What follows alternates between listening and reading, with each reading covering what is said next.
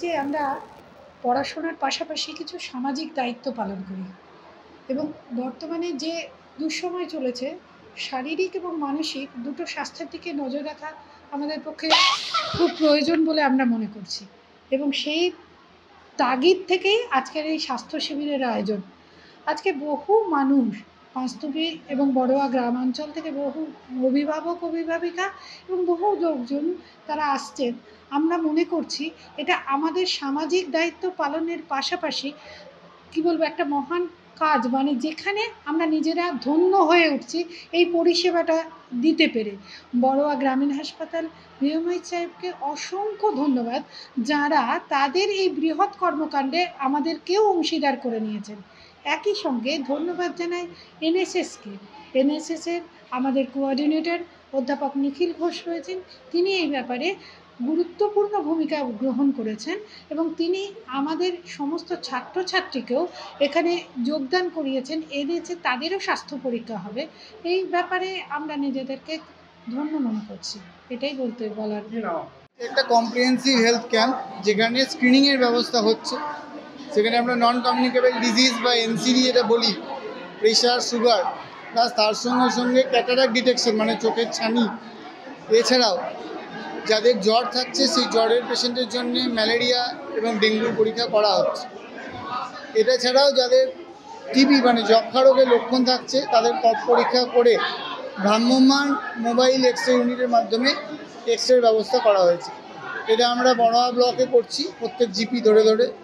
এই বছর আমরা 20 জিপিতে করেছি, আজকে পাঁচতুবি জিপিতে করছি। পাঁচতুবি পঞ্চায়েত এবং এই কলেজের সহযোগিতায় এই কলেজে এই প্রোগ্রামটা করা হচ্ছে। এটা আমরা গত বছর থেকেই চালু করেছি। এটা যেহেতু গ্রামের মানুষের কাছে পৌঁছে তাদের যে বিভিন্ন স্ক্রিনিং বা পরীক্ষা নিরীক্ষা দরকার, সেটাই আমরা নিজেদের ব্লকের উদ্যোগেই এই প্রোগ্রামটা চালু করেছি। সে সুবিধা পাচ্ছে, ধরা যাক উদাহরণ মতো ধরুন আপনার প্রেশার বেশি আছে বা মাথাটা ঘোরে, আপনি জানেন না আবার হসপিটাল দেখাতে যেতে হবে, কাছাকাছি বাড়ির কাছে হয় সে সেখানে আসছে এবং সেখানেই সে পরিষেবাটা পাচ্ছে। এই স্ক্রিনিংটা পাওয়ায় তাদের অবশ্যই বাড়ির কাছে বা কাছাকাছি থাকায় সুবিধা হচ্ছে। এখানে blood sugar, blood pressure check করা হচ্ছে, ডেঙ্গু ম্যালেরিয়া পরীক্ষা করা হচ্ছে, এছাড়াও চোখের ছানি আছে কিনা তার পরীক্ষা করা হচ্ছে। যক্ষ্মা রোগী যাদের সন্দেহ হচ্ছে যে যক্ষ্মা রোগীর মতো সন্দেহ হতে পারে, তার জন্য কফ পরীক্ষা করা হচ্ছে। কফ পরীক্ষা করার পরে আমাদের জেলার স্বাস্থ্য দপ্তরের উদ্যোগে একটা এক্সরে মেশিন, এটা মোবাইল এক্সরে মেশিন, সেটা জেলা থেকে এনে এখানে এক্সরেও করা হচ্ছে। প্রত্যেক জিপি ধরে ধরে একটা করে প্রোগ্রাম।